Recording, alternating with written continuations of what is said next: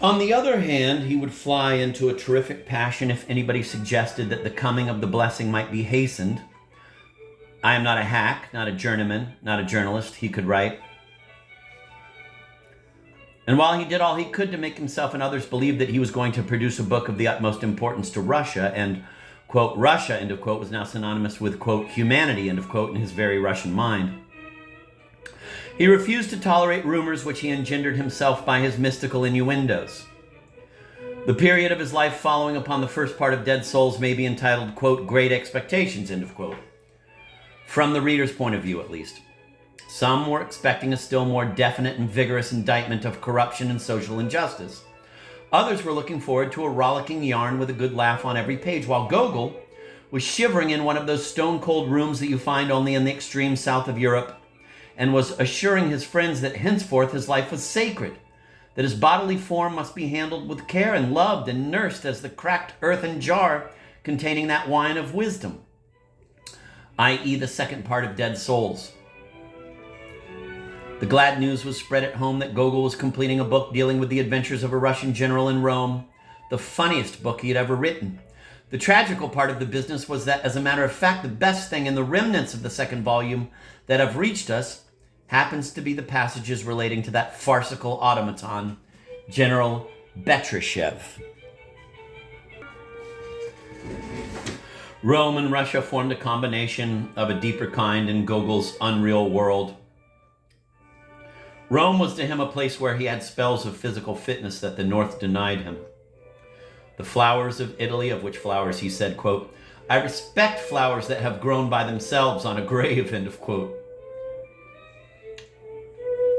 filled him with a fierce desire to be changed into a nose, to lack everything else such as eyes, arms, legs, and to be nothing but one huge nose. Quote, with nostrils the size of 2 goodly pails, so that I might inhale all possible vernal perfumes, end of quote. Unbelievable.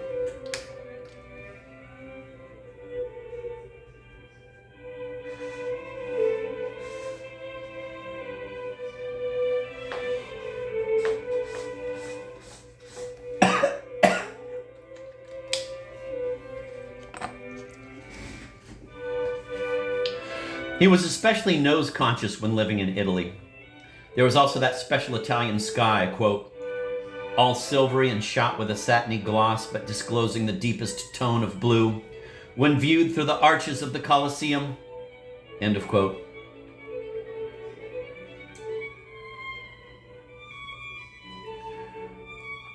Seeking a kind of relaxation from his own distorted and dreadful and devilish image of the world, he pathetically endeavored to cling to the normality of a second-rate painter's conception of Rome as an essentially, quote, picturesque, end of quote, place. Quote, I like the donkeys too. The donkeys that amble or jog at full speed with half-closed eyes and picturesquely carry upon their backs strong, stately Italian women whose white caps remain brightly visible as they recede. Or when these donkeys drag along in a less picaresque way, with difficulty and many a stumble, some lank, stiff Englishman who sports a greenish-brown waterproof mackintosh, literal translation, and screws up his legs so as to avoid scraping the ground, or when a bloused painter rides by, complete with Van Dyke beard and wooden paint box, end of quote, etc. He could not keep up this kind of style for long, and the conventional novel about the adventures of an Italian gentleman that at one time he contemplated writing happily remained limited to a few lurid generalizations. Quote, everything in her from her shoulders to her antique breathing leg and to the last toe of her foot is the crown of creation, end of quote. No, enough of that. Or the hemmings and hawings of a wistful provincial clerk, musing his misery away in the depths of Gogolian Russia, will get hopelessly mixed up with classical eloquence. Then there was Ivanov in Rome, the great Russian painter. For more than 20 years he worked at his picture, quote, the appearance of the Messiah to the people, end of quote. His destiny was in many respects similar to that of Gogol, with the difference that at last Ivanov did finish his masterpiece. The story is told that when it was finally exhibited in 1858, he calmly sat there putting a few final touches to it. This after 20 years of work. quite unconcerned by the crowd in the exhibition hall.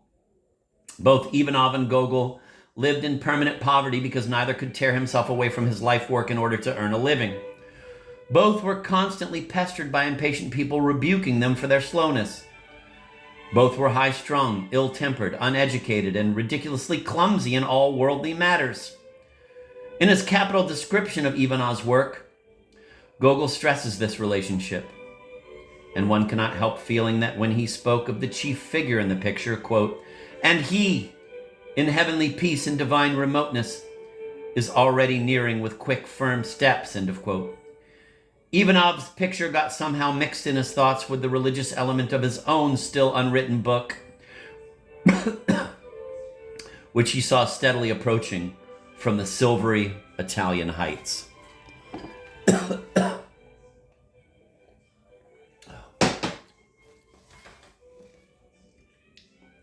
The letters he wrote to his friends while working on selected passages from correspondence with friends did not include these passages. If they had, Gogol would not have been Gogol. But they much resemble them both in matter and tone. He thought some of them so inspired from above that he requested their being read, quote, daily during the week of fast, end of quote. It is doubtful, however, whether any of his correspondents were sufficiently meek to do this. To summon the members of their household and self-consciously clear their throats, rather like the mayor about to read the all-important letter in Act 1 of the Government Inspector. The language of these epistles is almost a parody of sanctimonious intonation, but there are some beautiful interruptions, as when, for instance, Gogol uses some very strong and worldly language in regard to a printing house which had swindled him. The pious actions which he plans out for his friends come to coincide with more or less bothersome commissions. He developed a most extraordinary system of laying penance on, quote, sinners, end of quote, by making them slave for him, running errands, buying and packing the books he needed, copying out critical reviews, haggling with printers, etc. In compensation, he would send a copy of, say, The Imitation of Christ, with detailed instructions telling how to use it.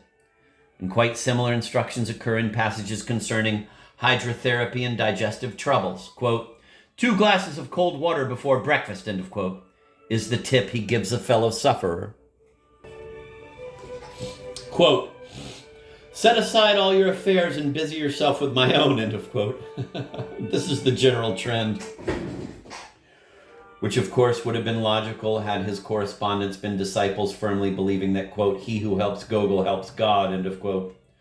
But the real people who got these letters from Rome, Dresden, or Baden-Baden decided that Gogol was either going mad or that he was deliberately playing the fool. Perhaps he was not too scrupulous in using his divine rights. He put his comfortable situation as God's representative to very personal ends, as, for instance, when giving a piece of his mind to persons who had offended him in the past. When the critic Pogodin's wife died and the man was frantic with grief, this is what Gogol wrote him, quote, Jesus Christ will help you to become a gentleman, which you are neither by education or inclination. She is speaking through me, end of quote. A letter absolutely unique in the correspondence of compassion. Aksakov was one of the few people who decided at last to let Gogol know his reaction to certain admonishments. Quote, dear friend, end of quote, he wrote, quote, I never doubt the sincerity of your beliefs or your good will in respect to your friends, but I frankly confess being annoyed by the form your beliefs take. Even more, they frighten me. I am 53 years old. I read Thomas A. Kempis before you were born. I am as far from condemning the beliefs of others as I am from accepting them. Whereas you come and tell me, as if I were a schoolboy, and without having the vaguest notion of what my own ideas are, to read The Imitation, and moreover, to do so at certain fixed hours, after my morning coffee, a chapter a day, like a lesson. This is both ridiculous and aggravating. But Gogol persisted in his newly found genre. He maintained that whatever he said or did was inspired by the same spirit that would presently disclose its mysterious essence in the 2nd and 3rd volumes of Dead Souls. He also maintained that the volume of selected passages was meant as a test, as a means of putting the reader into a suitable frame of mind for the reception of the sequel to Dead Souls. One is forced to assume that he utterly failed to realize the exact nature of the stepping stone he was so kindly providing.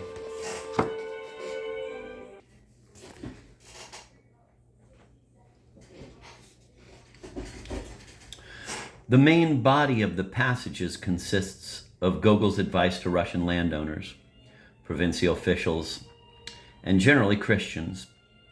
County squires are regarded as the agents of God, hard-working agents holding shares in paradise and getting more or less substantial commissions in earthly currency. Quote, gather all your muzhiks and tell them that you make them labor because this is what God intended them to do. Not at all because you need money for your pleasures. And at this point, take out a banknote and in visual proof of your words, burn it before their eyes. End of quote. The image is pleasing, the squire standing on his porch and demonstrating a crisp, delicately tinted banknote with the deliberate gestures of a professional magician. A Bible is prepared on an innocent-looking table. A boy holds a lighted candle. The audience of bearded peasants gapes in respectful suspense. There is a murmur of awe as the banknote turns into a butterfly of fire. The conjurer lightly and briskly rubs his hands, just the inside of the fingers. Then after some patter, he opens the Bible, and lo, phoenix-like, the treasure is there. The censor rather generously left out this passage in the first edition as implying a certain disrespect for the government by the wanton destruction of state money, much in the same way as the worthies in the government inspector condemned the breaking of state property, namely chairs, at the hands of violent professors of ancient history. One is tempted to continue this simile and say that in a sense Gogol in those selected passages seemed to be impersonating one of his own delightfully grotesque characters. No schools, no books, just you and the village priest. This is the educational system he suggests to the squire. Quote, the peasant must not even know that there exist other books besides the Bible. End of quote. Quote, take the village priest with you everywhere. Make him your estate manager. End of quote. Samples of robust curses to be employed whenever a lazy serf is to be pricked to the quick are supplied in another astounding passage. There are also some grand bursts of irrelevant rhetoric and a vicious thrust at the unlucky pagodin. We find such things as, quote, every man has become a rotten rag, end of quote, or, quote, compatriots, I am frightened, end of quote. The, quote, compatriots, end of quote, saw R.T. Chestvennicki, end of quote, pronounced with the intonation of, quote, comrades, end of quote, or, quote, brethren, end of quote, only more so. The book provoked a tremendous row. Public opinion in Russia was essentially democratic and, incidentally, deeply admired America. No czar could break this backbone. It was snapped only much later by the Soviet regime. There were several schools of civic thought in the middle of the last century. And though the most radical one was to degenerate later into the atrocious dullness of populism, Marxism, internationalism, and whatnot, then to spin on and complete its inevitable circle with state serfdom and reactionary nationalism, there can be no doubt whatever that in Gogol's time, the Westerners formed a cultural power vastly exceeding in scope and quality anything that There can be no doubt whatever that in Gogol's time, the Westerners formed a cultural power vastly exceeding in scope and quality anything that reactionary fogies could think up.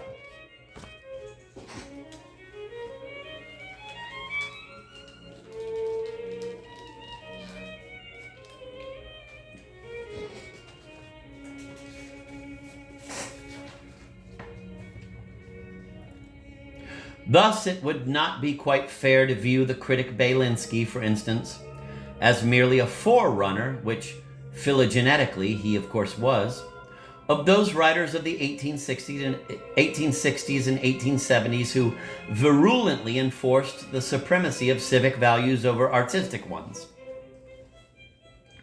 What they meant by artistic is another question. Chernyshevsky or Pisarev would solemnly accumulate reasons to prove that writing textbooks for the people was more important than painting, quote, marble pillars and nymphs, end of quote, which they thought was, quote, pure art, end of quote. Incidentally, this outdated method of bringing all aesthetic possibilities to the level of one's own little conceptions and capacities in the watercolor line when criticizing, quote, art for art, end of quote, from a national, political, or generally Philistine point of view, is very amusing in the argumentation of some modern American critics. Whatever his naive shortcomings as an appraiser of artistic values, Belinsky had as a citizen and as a thinker that wonderful instinct for truth and freedom which only party politics can destroy.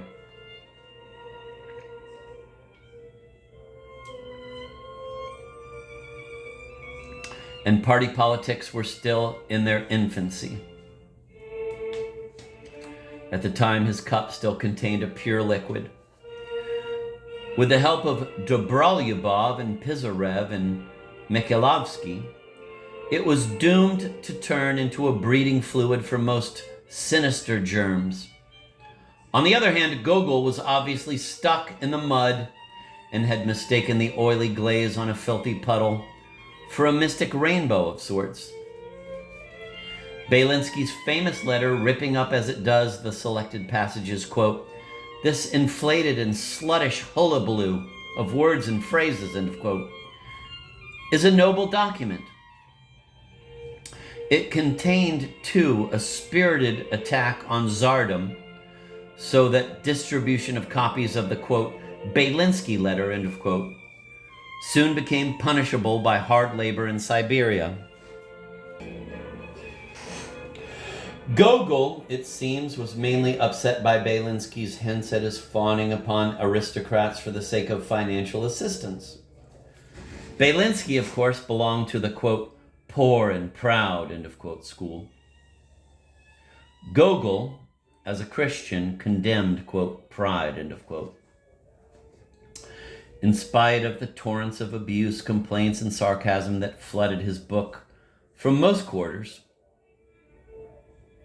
Gogol kept a rather brave countenance, although admitting that the book had been written, quote, in a morbid and constrained state of mind, end of quote, and that, quote, inexperience in the art of such writing had, with the devil's help, transformed the humility I actually felt into an arrogant display of self-sufficiency, end of quote, or as he puts it elsewhere, quote, I let myself go like a regular Klestikov, end of quote. He maintained with the solemnity of a staunch martyr that his book was necessary, and this for three reasons. It had made people show him what he was. It had showed him and themselves what they were. And it had cleansed the general atmosphere as efficiently as a thunderstorm. This was about equal to saying that he had done what he had intended to do: prepare public opinion for the reception of the second part of Dead Souls. During his long years abroad and hectic visits to Russia, Gogol kept jotting down on scraps of paper in his carriage at some inn, in a friend's house, anywhere, odds and ends relating to the supreme masterpiece. At times, he would have quite a series of chapters, which he would read to his most intimate friends in great secret. At others, he would have nothing. Sometimes a friend would be copying pages and pages of it, and sometimes Gogol insisted that not a word had been penned yet. Everything was in his brain. Apparently, there were several minor holocausts preceding the main one just before his death.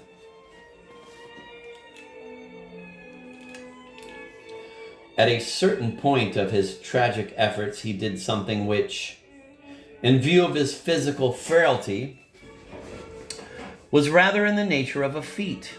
He journeyed to Jerusalem with the object of obtaining what he needed for the writing of his book: divine advice, strength, and creative fancy, much in the same fashion as a sterile woman might beg the Virgin for a child in the painted darkness of a medieval church. For several years, however, he kept postponing this pilgrimage. His spirit, he said, was not ready. God did not wish it yet. Quote, "Mark the obstacles he puts in my way," end of quote.